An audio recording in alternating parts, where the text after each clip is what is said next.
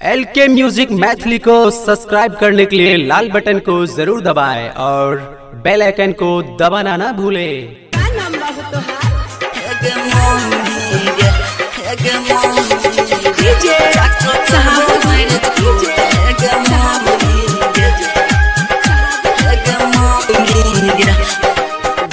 रहियो भैया के बराती भेलो ना नाचा,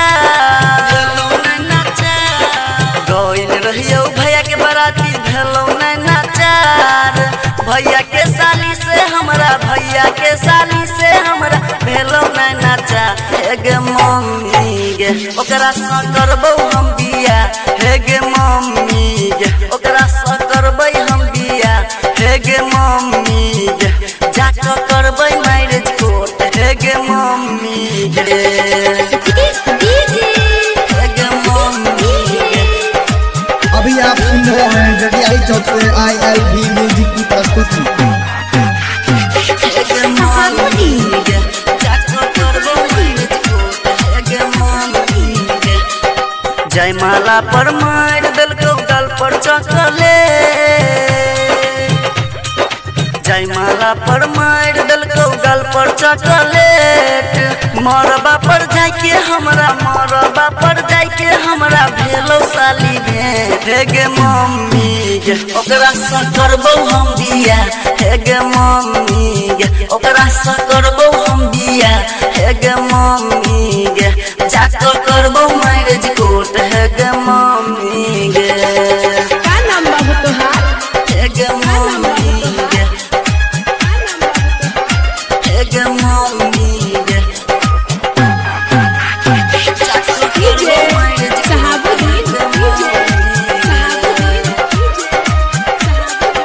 जब से मिललो नैना से नैना जियल रहलो दुश्वार, जब से मिललो नैना से नैना जियल रहलो दुश्वार। सपना में अब के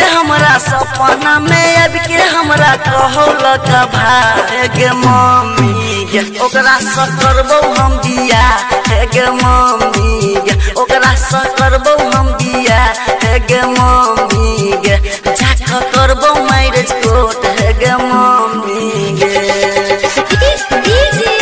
हेगे मम्मी गे जाके करबो मैरिज कोर्ट, हेगे मम्मी गे हेगे मम्मी गे। अभी आप सुन रहे हैं LK म्यूजिक मैथिली की प्रस्तुति। राइटर श्याम शंकर कहो बतिया ओकर मान, बतिया ओकर मान। राइटर श्याम शंकर कहो बतिया ओकर मान। गायक ललन कहो तोरा पिलिया हाट बाजार, हेगे मम्मी गे ओकरा सा करबो हम बिया, हेगे मम्मी गे ओकरा सा करबो हम बिया, हेगे मम्मी गे जाके